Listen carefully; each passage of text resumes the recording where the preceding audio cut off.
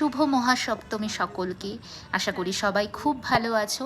তো বেরিয়ে পড়েছিলাম সপ্তমীর দিন সন্ধেবেলায় বন্ধুবান্ধবকে নিয়ে মা দুর্গাকে দর্শন করতে। এটি ছিল আমার প্রথম মা দুর্গার মুখ দেখা।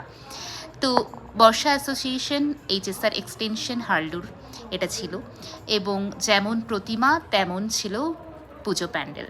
মানে যে পটচিত্রগুলো দেখছো অভাবনীয় ছিল, তার সাথে সাথে ছিল কালচারাল প্রোগ্রাম। সেটা একটুখানি দেখে তারপরে আমরা চলে গিয়েছিলাম next destination, that is electronic city white feather.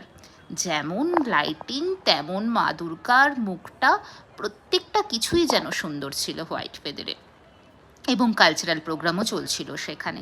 তো আমরা সবাই মিলেই খুব মজা করছিলাম। এটা ছিল এন্ট্রান্স হোয়াইট ফেদারের। কী অভাবনীয় লাগছিল দেখতে। যাই হোক, তারপরে আমরা মা দুর্গাকে দর্শন করে চলে গেলাম খাবার জায়গায়, আমাদের আসল জায়গায়। তো সবাই বেশ মজা করে ভাগ বাটোয়ারা করে আমরা খাওয়া দাওয়া করছিলাম।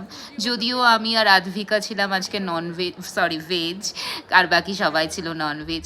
তো কালকে আমরা খাবো। যাই হোক, তো আমরা খাওয়া দাওয়া মোটামুটি করছিলাম, গল্প করছিলাম কে কোন জামাটা পরেছে, কেমন কাকে লাগছে, কোন খাবারটা ভালো, এরকম করে কথা বলতে বলতে আনন্দ করতে করতে আমরা খাচ্ছিলাম। আমি আশা করি আমাদের বন্ধুত্বগুলো যেন এরকম করেই আজীবন সতেজ থাকুক, আজীবন ভালো থাকুক, এবং আমরা একে অপরের পাশে দাঁড়াতে পারি।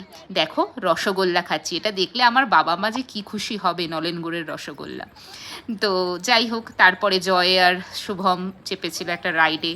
তো বড়দেরও কখনো কখনো বাচ্চাই হতে ইচ্ছা করে। সারা দিন সারা জীবন ধরে চাকরি বাকরি করার পরে এই তো কটা দিন মানুষগুলো মজা করবে, তাই না?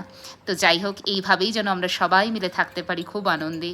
এভাবে আমাদের সপ্তমীর দিনটা খুব সুন্দর কেটেছে। চলো টাটা বাই বাই, আজকের মতো সবাই ভালো থেকো।